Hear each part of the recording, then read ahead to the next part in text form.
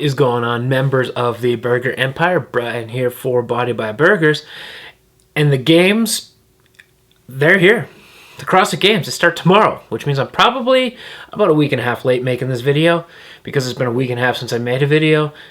I've been super busy. I've been trying to get things set up. I've been trying to make like a YouTube studio, so to speak, where I've got my gaming going on, and I've been working a lot on my personal fitness and a lot of more of a sleep schedule and business things and the whole 9 yards. But I need to cram this video in because the CrossFit Games do start tomorrow. The structure of the games has completely changed. As we know, we have the sanctional events that have been completed this year. We have the Open. We've got national champions. We've got a bunch of people going. And from the men's side, it looks like we have about 147 or so athletes going. And then on the women's side, we have like 138 or so. Just insane numbers. And the teams, I think there's like 20 or 15, somewhere around there going, but the numbers are just astronomical. And what we had alluded to earlier, if you look at some of my previous videos, we do have an elimination style bracket coming up for the CrossFit Games. I had mentioned that previously, but with the way it's going to look, Dave Castro posted it on his Instagram. It's part of the official rule book now. They take those 147, 138 male and female, and by the end of the first day or even the first workout, they're cutting it down to 75 people. So half the field is just gone, just like that.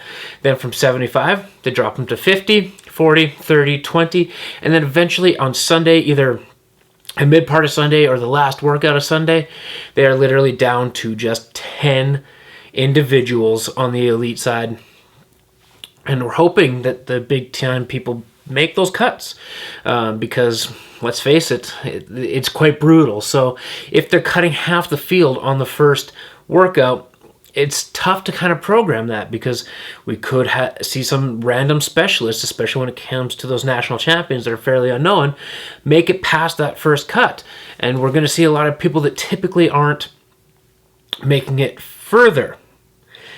Now that elimination bracket is out of the way, there's a lot to cover in this video.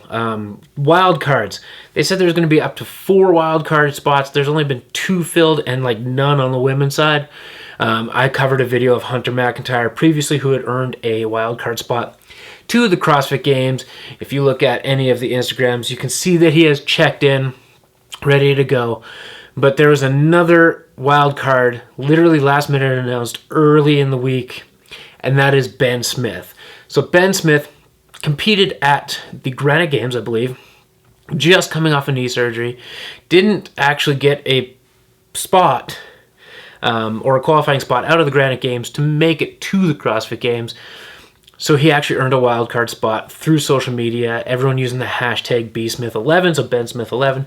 And I believe this is now an individual record for going to his 11th straight CrossFit Games. And I don't think there's going to be a lot of people that touch that mark. I mean, Rich Froning has obviously gone. This is like his 12th. But with that being said, this is Froning's 10th, sorry. But his were mixed between individual and team. Ben Smith is purely individual, and he's gone 11 straight years, so congrats to him on that. I hope to see him making past those first cut rounds.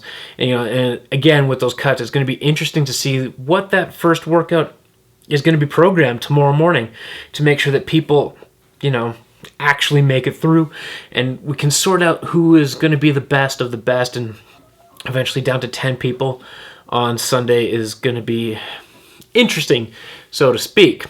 Now, let's get to my predictions, top 3, the podium finishers when it comes to the individuals, both women and men.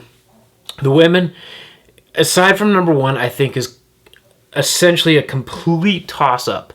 Mind you, with the way everything's being programmed and everything's scheduled this year, a lot of things are completely tossed in the air. They just said, whatever. This is how it's going to go, and we'll see what happens. And especially now that we have the Open happening in October, it's just an insane year. So for the women, my number 3 pick is Annie Thorisdottir. I think that she's got something to prove, showing that this is, she's here to stay and she's here to compete. I had a tough time deciding between her, Katrin Davis' daughter, and honestly, Kari Pierce, because I think Kari Pierce has been shown to improve year over year over year. And, the women's side is just a big toss-up, especially for that third podium spot. I mean, you can throw out names like Brooke Wells. She could potentially be there as well. Amanda Barnhart could be there as well. It's just tough. Danny Spiegel, she's going to be a games rookie, but she's proven time and time again that she's a podium contender at any of the sanctional events. Number 2, I have Sarah Sigmundsdottir. Probably not a big surprise considering the strong finish that she had at the Rogue Invitational, finishing behind Tia-Clair Toomey. She seems to have had her head game ready to go, and as you can talk to all of the athletes that have made their workouts and showed up at the Rogue Invitational, they're not peaked for Rogue, they're peaked for the games, and this was right around the time that the regionals competition were going, and it'll be interesting to see how Sarah Sigmundsdottir does, and let's just cross our fingers she can stay healthy throughout the weekend. She seemed to have worked on her mental game, and things are moving in the right direction for her. And number 1, I have the defending champion, Tia-Clair Toomey. I just don't think anybody's going to touch her.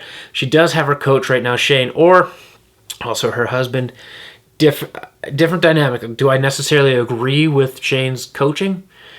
No, but that's because I've watched a lot of programming and stuff, but it works for Tia, right? So Tia Toomey, coached by Shane Orr, that coaching method works. Matt Fraser's jumped in on a couple of those workouts and whatnot, so clearly he knows what he's doing when it comes to programming for certain athletes and the level of athletes that are involved with him.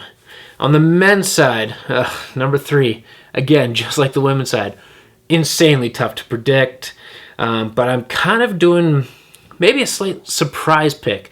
People think, I've heard names like Cole Sager being thrown around, BKG. I just think that we're going to see a surprise this year. I don't think it's going to be a previous third place finisher. I don't think it's going to be Brent Fikowski. I think he's going to be in that number 4 spot again, just because he had a tough time qualifying for the games with this new format. He had to do it through the Asia Championships.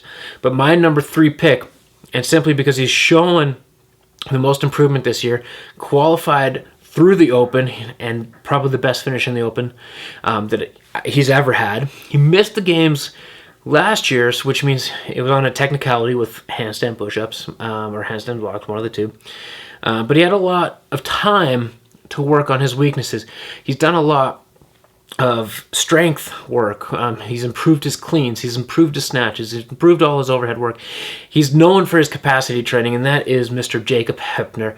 That is my number 3 pick. I just have a gut feeling on this one. He's done a lot of work in the offseason. I don't think he's going to be that 1-2 level athlete, but 3, maybe 4. I just don't think Fikowski's done enough to improve. And this is just a gut instinct, and I'm speaking with the gut here. You know what they say, trust your gut. So that is my number 3 pick for the men. Number 2, Pat Vellner. It's tough to vote against the guy. I think he's a solid number 2, and he always will be, unfortunately. It's just I don't see him, unfortunately, dethroning my number 1 pick, Matt Fraser.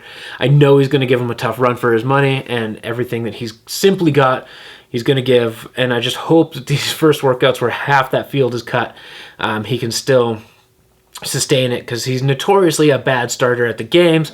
But I think and this is not a knock at anybody that's going to the games, I think even if he has a terrible, terrible first event, that he is still going to be able to be within that top 75 and move on, just because notoriously he does not do well on the first ones or the longer events, with that being said.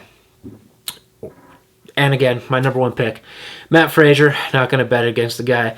The dude's got that killer instinct, the killer mentality, where he may not think that he's the best, watching some previous interviews with him, but he puts in the work, he puts in the time, he puts in the effort, and he just simply hates losing. But I mean, what competitive athlete doesn't? So those are my top 3. Again, on the women's side, we got Annie Thorsdottir, Sarah Sigmundsdottir, Tia-Clair Toomey, number 1.